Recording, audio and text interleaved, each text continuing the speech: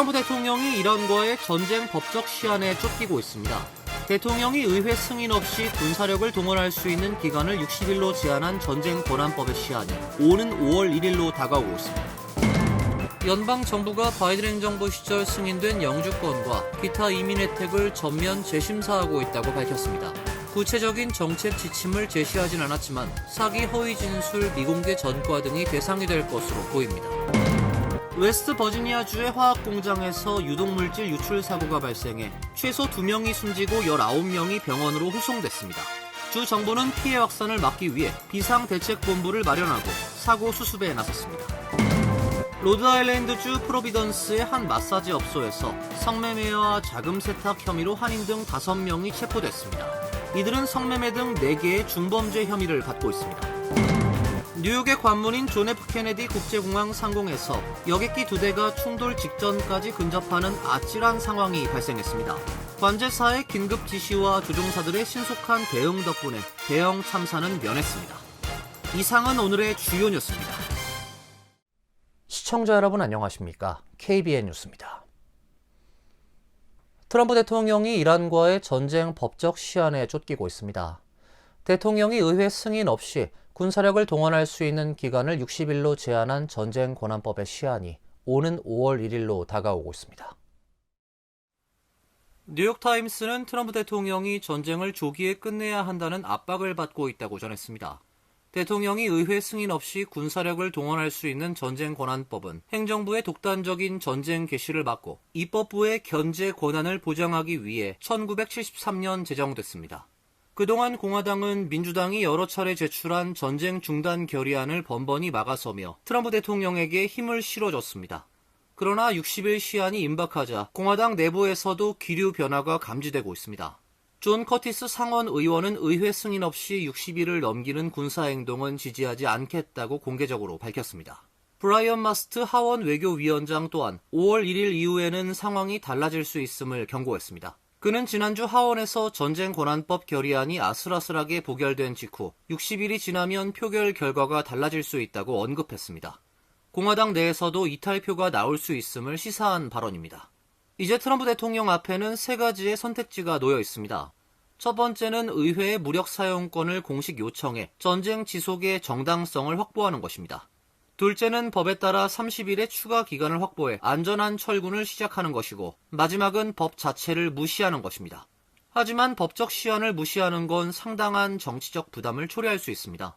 현재 미국은 파키스탄의 중재로 이란과 휴전을 연장하고 2차 협상을 타진하곤 있으나 긴장된 분위기는 여전합니다. 의회 내 법적 논쟁과 불안한 중동 상황 속에서 트럼프 대통령이 어떤 결정을 내릴지가 중대한 분수령이 될 것으로 보입니다.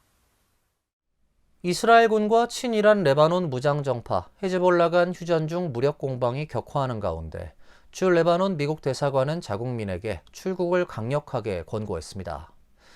미국인과 관광객들이 자주 방문하고 있는 명소들이 공격의 표적이 될 수 있다고 경고했습니다. 베이루트 주재 미국 대사관은 급변할 수 있는 복잡한 안보 상황을 이유로 이날 레바논에 체류 중인 미국인들에게 철수할 것을 촉구했습니다. 대사관은 성명을 통해 상업용 항공편 이용이 가능할 때 미국 시민들이 레바논을 떠나길 촉구한다고 밝혔습니다. 이어 레바논 전역에 걸쳐 테러 및 납치 위험이 지속적으로 존재한다며 미국인과 관광객들이 자주 방문하는 명소들이 공격의 표적이 될 수 있다고 경고했습니다. 대사관은 또 미국인들에게 시위와 집회가 열리는 장소를 피하라고 당부했습니다. 대사관은 생계 문제 등으로 레바논을 떠나지 않기로 한 미국인들에 대해서도 비상 상황에 대비한 계획을 수립하고 최신 소식을 주시할 것을 권고한다고 덧붙였습니다. 이스라엘은 지난 16일 레바논 정부와의 협상에서 10일 휴전에 동의했지만 자위권 행사가 가능하다며 레바논 공습을 이어가고 있습니다. 이스라엘 방위군이 이날 레바논 남부를 또 공습하면서 기자를 포함해 최소 5명이 사망했습니다. 트럼프 대통령은 버지니아주 선거구 조정안 주민투표 결과에 대해 조작된 선거라고 비난했습니다. 개표 막판, 대규모 우편 투표가 선거 결과를 결정했다며 법원의 최종 판단을 지켜보겠다고 밝혔습니다. 트럼프 대통령은 어제 트루소셜에 하루 종일 공화당이 이기고 있었지만 마지막 순간 대규모 우편 투표 투입이 있었다며 민주당이 또 하나의 부정한 승리를 가까스로 만들어냈다고 적었습니다. 트럼프 대통령은 버지니아주 민주당 대 공화당의 하원 의석수 판세에 대해 6대5가 10대1로 바뀐다면서 2024년 대선 때는 50대 50에 가까웠던 지역이라고 주장했습니다. 그는 또 주민투표 문항은 의도적으로 이해할 수 없고 기만적이었다며 법원이 정의에 대한 이 참극을 바로잡을지 지켜보겠다고 덧붙였습니다. 미국의 연방 하원 선거구는 각 주가 설정 권한을 갖고 있으며 통상 10년마다 인구조사를 바탕으로 주의회와 주지사가 선거구를 재획 정합니다. 다만 이번 버지니아 사례처럼 주민투표를 통해 중간에 선거구 지도를 변경하는 것도 가능하며 공화당과 민주당은 올해 중간 선거를 앞두고 각 주에서 선거구를 유리하게 조정하는 이른바 게리맨더링 경쟁을 벌이고 있습니다. 선거구 개편이 헌법이나 연방법을 위반할 경우엔 대법원이 최종 판단을 내리게 됩니다. 버지니아 선거구 재획 정안과 관련해서는 현재 법적 분쟁이 진행 중에 있습니다. 공화당과 시민단체는 중간 시점에서 선거구를 다시 나누는 것이 유권자 대표성을 왜곡하고 특정 정당에 유리하게 설계된 위헌적 게리맨더링이라고 주장하고 있습니다. 주민투표를 통해 선거구를 변경한 절차 자체가 적법했는지 여부, 주의회 승인 과정, 투표 문항의 명확성 부족 등에서 법적 다툼 대상이 될 것으로 보입니다. 연방 정부가 지난 바이든 전 행정부 시절 승인된 영주권과 기타 이민 혜택을 전면 재심사하고 있다고 밝혔습니다. 구체적인 정책 지침을 제시하지 않았지만 사기, 허위 진술, 미공개 전과 등이 대상이 될 것 같습니다. USCIS 조셉 애들러 국장은 지난 21일 원아메리카 뉴스 인터뷰에서 특히 사기 가능성이 있는 사례를 중심으로 과거 영주권 승인권을 재검토하고 있다고 밝혔습니다. 애들러 국장은 바이든 행정부 당시에는 심사가 없었다며 지금은 심사가 이루어지고 있으며 과거 사례들을 재검토하고 있다고 말했습니다. 그는 사기를 저지른 이들에게 결과에 대비하라고 경고했습니다. USCIS는 SNS를 통해 바이든 행정부 시절 이민 혜택을 받은 사례를 재심사하고 있다고 공식 확인했습니다. 다만 애들러 국장의 인터뷰 발언과 이민국의 공식 게시물 모두 구체적인 정책 지침을 제시하지 않아 재심사 범위에 대한 불확실성이 남아 있습니다. 이민정책연구소에 따르면 2024 회계연도에 영주권을 취득한 이민자는 약 140만 명으로 2023년 약 120만 명 대비 16% 증가했으며 2020년 약 70만 7천 명과 비교하면 92% 늘어난 수치입니다. 이민국에 따르면 사기, 허위 진술, 미공개 전과, 행정 오류, 자격 요건 변경 등이 확인될 경우 과거 이민 사건을 제기할 수 있습니다. 재심사 대상 이민 혜택의 구체적인 범주는 공개되지 않았으나 영주권, 임시비자, 망명 및 난민 보호, 귀화 신청 등이 포함될 수 있습니다. 트럼프 행정부는 올해 초 미니애폴리스 세인트폴 지역 난민 수천 명을 대상으로 한 오퍼레이션 팰리스를 시행해 기존 승인 사례의 자격 요건과 사기 가능성을 재검토했습니다. 지난해에는 워싱턴 DC 총기 피습 사건 이후 아프가니스탄 출신 용의자가 연루된 것을 계기로 19개 우려국가 출신 이민자의 영주권 및 이민 사례에 대한 전면 재심사를 발표한 바 있습니다. 이민국 지침에 따르면 사기나 오류 등 자격 문제가 확인될 경우 영주권 취소 의향 통지서를 발부하며 이의가 제기되면 이민법원 판사가 최종 판단하게 됩니다. 웨스트 버지니아주의 은회수 화학공장에서 화학물질 유출 사고가 발생해 최소 2명이 숨지고 19명이 병원으로 후송됐습니다. 주 정부는 피해 확산을 막기 위해 비상대책본부를 마련하고 사고 수습에 나섰습니다. 웨스트 버지니아주 주도 찰스턴에서 북서쪽 10마일 거리에 있는 인스티튜트 지역의 은회수를 위한 화학 촉매를 처리하는 캐널리스트 정제 공장에서 어제 오전 9시 31분께 화학물질 유출 사고가 발생했습니다.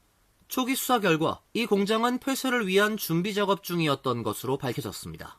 공장 근무자들은 청소와 독극물 오염 방지 작업 등 폐쇄 준비 작업을 하고 있었던 것으로 알려지고 있습니다. 사고는 작업 중 예기치 못했던 두 가지 화학물질이 혼합되면서 화학 반응에 의한 유독물질이 퍼져 발생한 것으로 파악됐습니다. 카운티 위원회는 브리핑에서 여기서 발생한 황화수소 유독성 물질은 썩은 달걀 냄새가 나는 무색의 가스라고 밝혔습니다. 이 가스의 생성은 화학 물질끼리 격렬한 반응을 일으키며 즉각적으로 격렬한 과잉 반응을 시작한다고 말했습니다.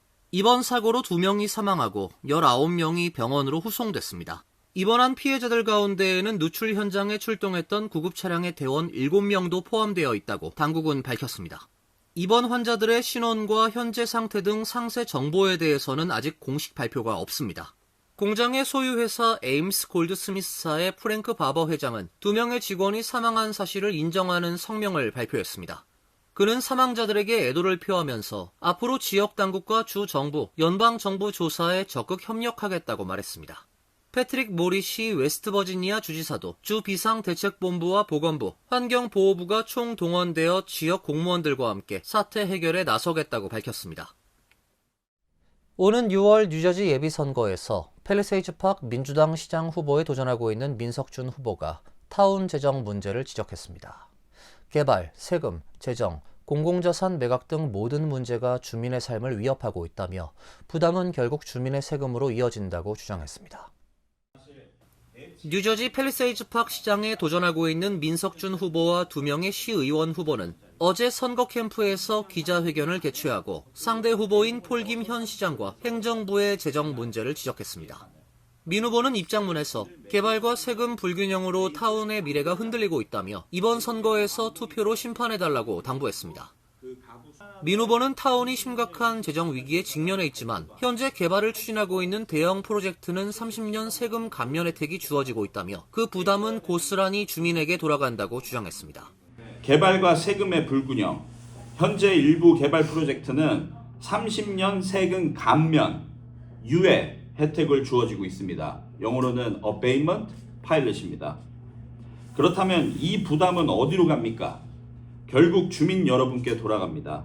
또 펠팍타운은 한때 약 800만 달러의 재정 준비금을 보유하고 있었지만 지금은 100만 달러 수준으로 감소했다며 책임 있는 재정 운영의 부재를 지적했습니다. 민 후보는 폴김 후보에게 공개 토론을 제안했습니다. 후보 토론은 주민들의 알 권리를 위해 꼭 필요하다며 토론을 거부하는 것은 주민을 외면하는 것이며 책임을 회피하는 것이라고 강조했습니다. 한편 폴김 시장 측은 민 후보의 주장에 대해 다음 주 중 별도 발표를 통해 사실을 밝히겠다는 입장입니다. 로드아일랜드주 프로비던스의 한 마사지 업소에서 성매매와 자금 세탁 혐의로 한인 등 5명이 체포됐습니다. 이들은 성매매 등 4개의 중범죄 혐의를 받고 있습니다.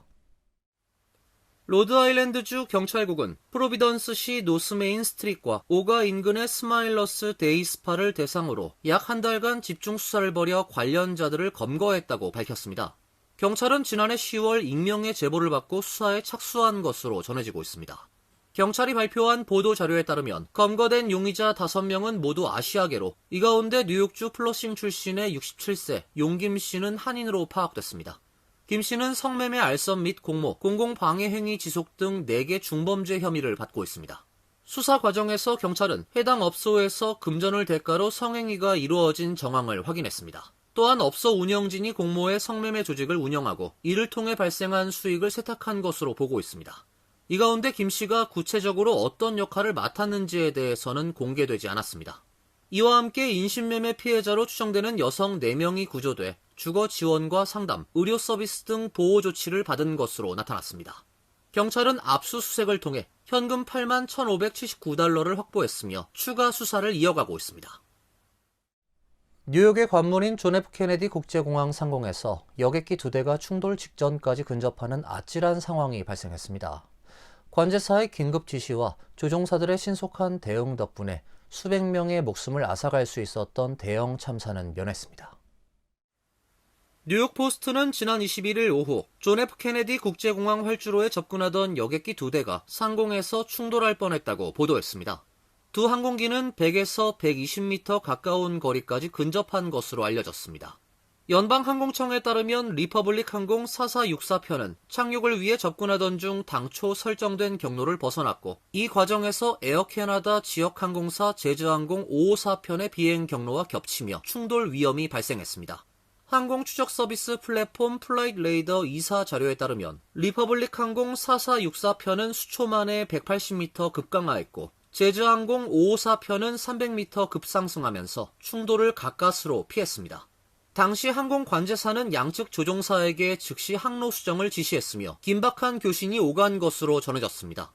뉴욕포스트는 해당 교신을 공개했는데 관제는 31번 활주로 좌측 접근 코스를 비행 중이니 즉시 항로를 변경하라고 말했습니다. 두 항공기는 모두 공항에 안전하게 착륙했습니다. 연방항공청은 두 기장이 충돌 방지 경고에 따라 신속하게 대응해 공중 재난을 막았다고 평가했습니다. 항공청은 이번 근접 비행 사건의 정확한 원인을 조사 중이며 항로 이탈 경위와 관제 절차 준수 여부 등을 중심으로 분석이 이루어질 것으로 보입니다. 이어서 간추린 소식입니다. 연방 상원은 어제 트럼프 행정부의 이란 전쟁 권한을 제한하는 결의안을 찬성 46표, 반대 51표로 부결시켰습니다. 이번이 5번째 부결입니다. 민주당 존 패터먼 의원은 공화당과 함께 반대표를 던졌고 공화당의 랜드폴 의원은 민주당과 같이 찬성표를 던졌습니다.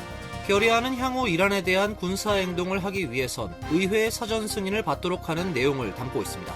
척 슈머 민주당 상원 원내대표는 당분간 매주 한 번씩 전쟁 권한에 대한 표결을 강행할 것이라고 예고했습니다. 톰 틸리스, 리사 머카우스키 등 일부 공화당 의원들은 전쟁이 60일 되는 시점에는 군사행동 시 승인을 받도록 하는 것을 지지할 수 있다고 밝혔습니다.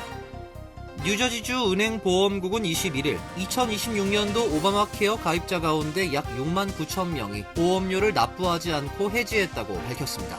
2026년 뉴저지 가입자 50만 9,192명의 14%를 차지하는 수치입니다. 지난해 오바마 케어 보조 확대 조치가 종료되고 연장도 이루어지지 않으면서 올해부터는 소득이 연방 빈곤선 400%를 넘는 가입자에게는 보조금 혜택이 지급되지 않게 되면서 실질 보험료가 크게 상승한 가입자들의 해지가 계속되고 있는 상황입니다. 보험 해지뿐만 아니라 가장 저렴한 플랜을 선택하는 사례도 크게 늘고 있습니다. 뉴저지 오바마 케어 가입자 중 31%가 월 보험료 부담이 가장 낮은 브론즈 플랜을 선택했습니다. 전년도 16%에서 2배 가까이 오른 수치입니다. 뉴욕시 교육국이 21일 발표한 2026-27학년도 학사 일정에 따르면 뉴욕시 공립학교 새학기 개학일은 오는 9월 10일로 확정됐습니다. 지난 학기보다 6일이나 늦춰진 일정입니다. 학교 종료일 역시 2027년 6월 28일로 이틀 뒤로 밀렸습니다. 뉴욕시의 학사 일정에 학부모들이 반발하고 있습니다. 대부분의 여름 캠프와 방과 후 프로그램이 8월 말이면 종료돼 개학까지 남은 약 열흘간의 기간 자녀를 맡길 곳이 없다는 주장입니다. 학부모들은 당장 추가 비용을 들며 돌보미를 고용하거나 직장에 휴가를 내야 하는 처지에 놓이게 된 것입니다. 학부모들의 비판에 교육국은 학부모들이 학사 일정 수립 과정을 보다 투명하게 이해할 수 있도록 온라인 도구를 개발 중에 있다면서 학부모들의 의견 개진을 환영한다는 원론적인 입장을 내놓았습니다.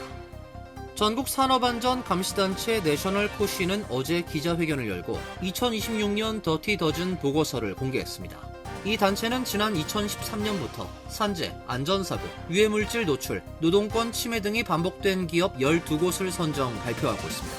올해 선정된 기업에는 현대 기아차가 포함됐습니다. 보고서는 현대 기아차의 협력사들에서 미성년자 노동, 교정시설 노동력 착취, 각종 산업재해와 직원 사망사고, 열악한 안전관리, 보복 주장 등이 반복적으로 제기되어 왔다고 지적했습니다. 최근 현대차는 제품이나 서비스 결함 등으로 국내에서 잇따라 피소되고 딜러 서비스 만족도까지 최하위권으로 떨어진 상태입니다. 환율과 증권 소식입니다.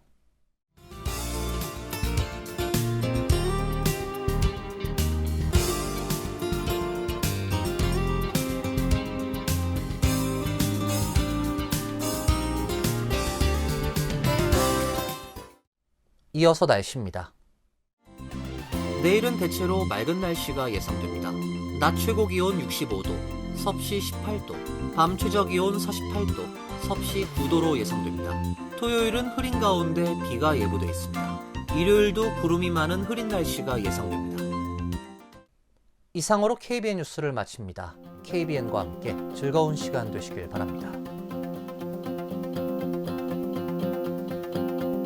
동부 최대 한인방송 KBN이 제작하는 KBN 뉴스는 웹사이트 mykbn.com 그리고 유튜브와 페이스북에서 다시 보실 수 있습니다. 좋아요, 구독, 알림 설정은 뉴스 제작에 큰 도움이 됩니다.